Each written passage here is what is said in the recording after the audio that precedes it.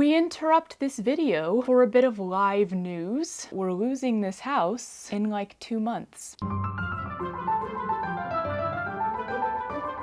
So this is still pretty fresh news. I only found out yesterday evening, literally while I was in the middle of doing a project. Just blissfully unaware of the impending doom. Is that a little dramatic? I mean, I had a nice little stress cry about it yesterday, and I definitely took a long time to fall asleep, but I do feel better this morning. As I just said to my sister, there's no use crying over milk that someone else spilt all over you. What are you gonna do? We're not in control. Might as well accept it and move on. Literally this time. I'd like to clarify that we're not getting kicked out of our house for anything that we did. We're very good tenants, I promise. Our lease is just up in 2 months, and the owners of this house have decided they'd like to move back in, so there will be no renewal option. So we have 2 months to find somewhere else in LA to live and vacate the premises. This was not on our radar for this year, really for several years. And you know, maybe it's naive of us to have allowed ourselves to get comfortable in a rental. Maybe you should just never get comfortable in a rental, but there was no implication at any time that the owners would want to move back into their house. It's fairly normal, especially in LA, that a rental home is a home some person or possibly company bought to rent out. But the plan on our side had very much been to stay here for years. Basically, we wanted to not have to move again until we could afford to buy a house, and we were moving into a house that we would own, which if you know anything about the LA market, yeah, that would have been like years from now. Many, many years. And the thing is, I have moved every 12 to 18 months for literally my entire adult life. And it was real fun at first. It was a choice. And I very much appreciated that I was able to do that. But somewhere around the last few years, it started becoming less fun. And I was very, very happy that it was not going to happen again anytime soon. The thought of packing up all of our belongings again makes me want to curl into a ball on the floor and weep. So I'm not thinking about that part yet, because ain't nobody got time for that. But yeah, we're disappointed, we're frustrated, we're stressed. We just allowed ourselves to fall in love with this house. It's not perfect, but it is pretty darn close for the price. And we allowed ourselves to get really comfortable here and assume stability. Turns out there was still a rug underneath us and it's been yanked out. Stability is a lie. And y'all, last year I did a chunk of the house hunting by myself because Matt was in New York for work. Like, I found this house on my own, and I had to go see it on my own, and Matt had to sign the lease without having seen it in person. He had to just trust me because it was such a good find. And now, Matt is in Europe for work. So it's feeling like a bit of a repetition of those same circumstances. Hopefully he'll be back soon-ish and he'll be able to be a part of the house hunting. I'd love that. But yeah, I thought I'd take you on the journey of us finding yet another, the third place to live in LA. And look, everything could turn out amazingly. It could turn out great. We could find an even better house and we could be able to stay there for years and everything could be fine. But I'm what I call a realist with a dash of cynicism, and what most other people call a pessimist with a dash of negativity. Ironically, I think my description is more positive. So right now, even though I'm feeling okay, I don't have high hopes. So yeah, I'd love to be more positive about this whole situation, and maybe I will become so throughout this video. But right now, I'm in a level of apathetic acceptance, and that's okay. Time waits for no man though, so did I start digging through Zillow last night, and am I going to see a house in like 1 hour? You betcha. This is now my new part-time job. House hunting. Goody. And here come the grand adventures of house hunting in LA. Drove all the way out here to the house, checked out the neighborhood, It's beautiful. It's already been leased. They forgot to cancel the listing when somebody signed the lease. It's no longer available. Yay! So welcome to the roller coaster, because this is what happens and this is what makes it so hard. You find a house and you're like, this one could actually be good, and you go out there and you're like, ooh, my stupid brain is gonna start liking this house because my brain is just a stupid little brain and it just wants to like these houses. And then there's always a glitch. Always.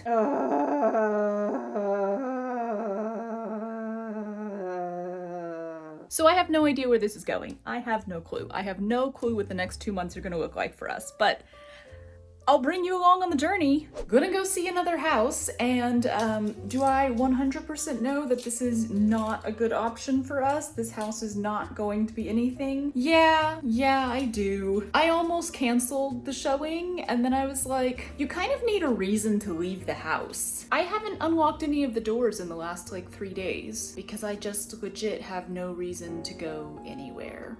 So I'm gonna use this showing of a house we're not gonna rent as a motivation to step outside the door. Good times! House we're not gonna rent. Woo! Okay, bit of an update. After much discussion, Matt and I have decided that rather than renting again, we're gonna be buying a house. Wait, let me rephrase that. We still absolutely cannot afford to buy a house in LA. We didn't win the lottery or anything. However, Matt has very generous parents who have been offering to buy a house for us to live in basically ever since we settled in this area. So obviously that's incredible that they are able to do that, that they're willing to do that, and we are both beyond grateful to them. But I don't want to pretend that accepting this generosity was an easy decision for me to make, mostly because I really like to be open, and I don't like lying even by omission, and I'm kind of afraid that it might come up in the future. So I figured I would just talk about it right now. I cried quite heavily over this decision because it really did kind of come down to me in the end. Matt was like, I'm cool with it, and it really came down to whether I was comfortable accepting this offer from his parents. And I know some of you are probably thinking, what the absolute f***, you idiot, take the house, say thank you, and run, because that was pretty much my sister's reaction when I talked to her about it. And yes, there's a part of me, maybe even like 50% of me, that is like, yes, we're saved, we won't have to move randomly again, I can paint a wall if I want to, hallelujah. It is an enormous privilege to be in this situation, and I 100% recognize that. But I was always a person who was fiercely proud of my independence and my self-sufficiency and the hard work that I did to maintain that. I was on my own financially basically from age 18 when I left for college, and that is not to say that I never received help. I absolutely received help, and I'm so grateful for it. But I also worked 4 different jobs at the same time while I was a full-time student so that I could support myself through school. And after that, I found job after job after job, often multiple at one time, in different places and locations so that I could move around and experience different things and still pay my rent and be on my own. And I was always very proud of that, even when the jobs absolutely sucked and I hated them. When Matt and I decided that we didn't want to work on cruise ships anymore, he went back to school and his parents supported him through that, but I continued to work several grueling and really insane jobs during that time. And that continued right up until we both ended up unemployed in New York in 2020. And it was during that time when I was out of work, not by my own choice, that I first started focusing on my artwork, on making embroidery and videos and patterns, and I saw it as a possible job, as a career, rather than just a hobby. I saw how much joy it brought me to do that every day. So when we moved to LA, I remained unemployed by choice so that I could continue pursuing that path. And I've done several jobs since then. I did some casting work, I do background work on and off, but like this is my full-time job. This is 12 hours a day, 7 days a week. I know that's too much, but it's hard to give yourself a day off when you're your own boss. It's this. I have trouble calling myself a YouTuber still. I usually just call myself an artist, but let's be real, it's YouTube. And I know we'd all like to believe that people on the internet make lots and lots of money, but the reality is that a lot of people on the internet make almost no money at all. And at the time of filming this, I am one of those people. So for over 2 years now, I have become less and less self-sufficient and more reliant on Matt's income to survive. And he has zero problem with this. And I try to have zero problem with this because for the first time in my life, I love what I do. I love my job, and I'm so grateful to have the privilege and the opportunity to pursue a creative career, which I absolutely would not have been able to do without Matt's support. But there is a part of me, a part of my personality, that fiercely independent, self-sufficient part, that feels kind of like it's getting kicked in the gut over and over and over again. So to return to the point here, the decision to accept the offer from my in-laws to buy a house for us, it's a generous offer, it's an incredible privilege, and it's a really hard kick in the gut to that part of my personality. And maybe that's okay, because maybe that part of me needs to be brought down a peg or two, but that doesn't stop it from being painful. So I just wanted to share that. I wanted to be fully open about the situation and the process because I do love bringing you guys along on these unexpected changes in life. The house hunt is no longer for a rental. We are now looking to buy, which is pretty scary, y'all, even when you're not the one paying for it. Buying a house is a freaking huge decision. Like, what do you do if you buy a house and then 2 weeks later you realize that your neighbors are absolute monsters? There's no take-backsies. You can't be like, whoops, we tried this one on and it didn't fit. And you can't just wait 1 year for your lease to run out and then move somewhere else. But we now have a real estate agent, which makes me feel very grown up. It's weird. Who promoted me to adult? I have no idea what I'm doing. At this point, Matt is still in Europe, but we do want to dive straight into this hunt since we are on a time limit. So I have 10 houses to go see today. I don't know if you should go to 10 open houses in one day. I've never tried. The market is quite different when you are buying instead of renting, so it's exciting and terrifying. I think it'll be fun.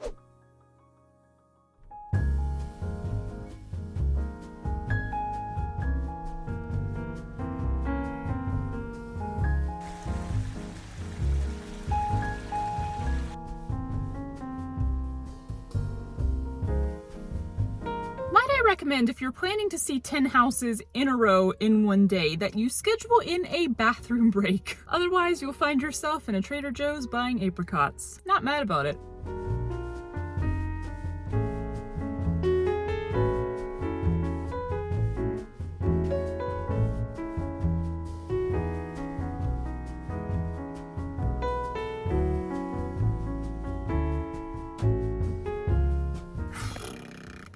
Well, y'all, I managed to see 9 of the 10 houses on my list for today before I ran out of time. Granted, one of them I saw, as in I drove up to it, decided that I hated the neighborhood and the front of the house, and drove away. But I toured 8 houses, and whew, I've seen a lot of houses already, and this is just day 1. Keeping my thoughts organized has been difficult.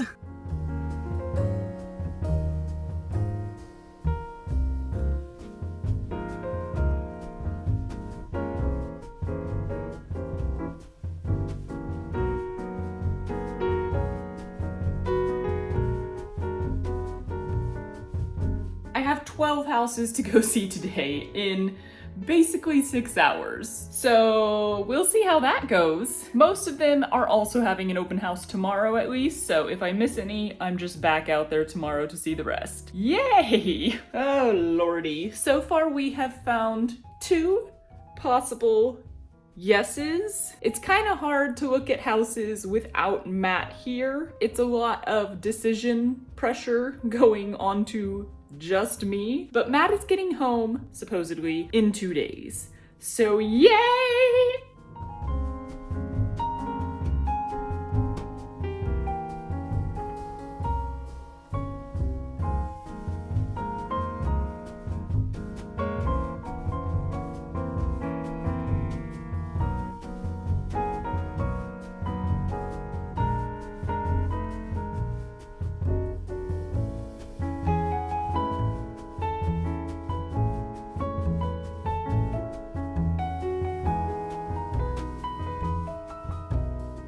So a little update on the house buying situation. We've been out for a week because we had to go and pick up this little cutie pie. Hi, cutie pie.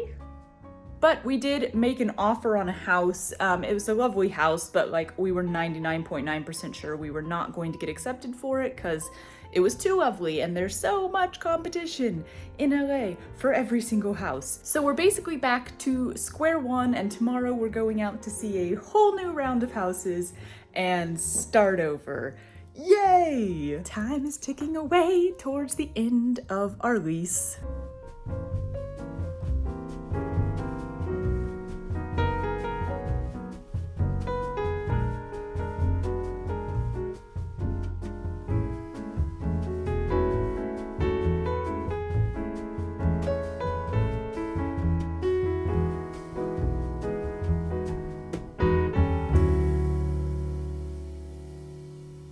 Well, y'all, the saga comes to an end. We got a house. I am equal parts excited and relieved right now.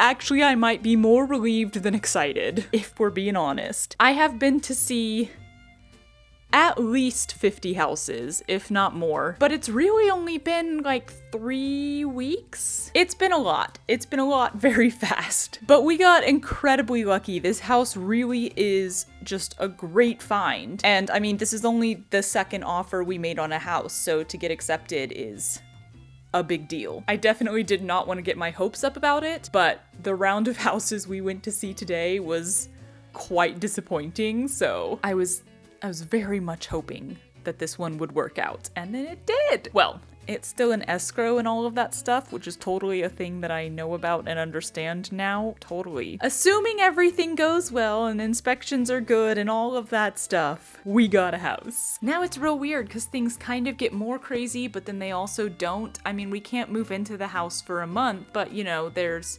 inspections and we need to go like measure the house and take some photos of it and stuff like that, and we kind of need to start packing immediately, especially Matt, because he might have to leave again and I might have to finish up the moving on my own. It's a lot of stuff. It's gonna be fun, y'all.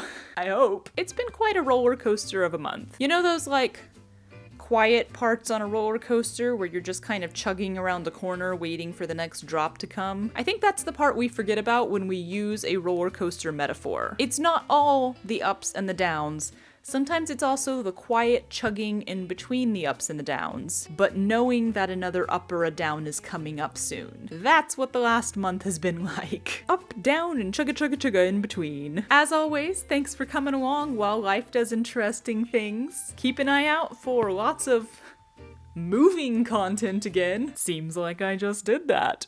But hopefully also some projects in between, because I have so many projects I want to do right now, and I'm gonna try to keep doing them while moving. It's gonna be a blast.